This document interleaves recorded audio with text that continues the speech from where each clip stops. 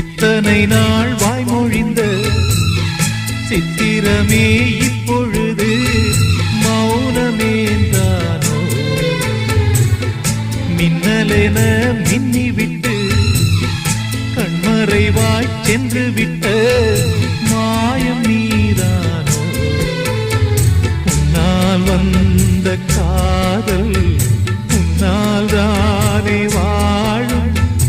என்னை நீங்கி போனார் உன்னை சேரும் பாவம். எனக்கொரு அடைக்கலம் வழங்குமோ உன் இதயமே? அன்பேவா அருகிலே என் வாசல் வழியிலே உல்லாச மாளிகை மாளிகை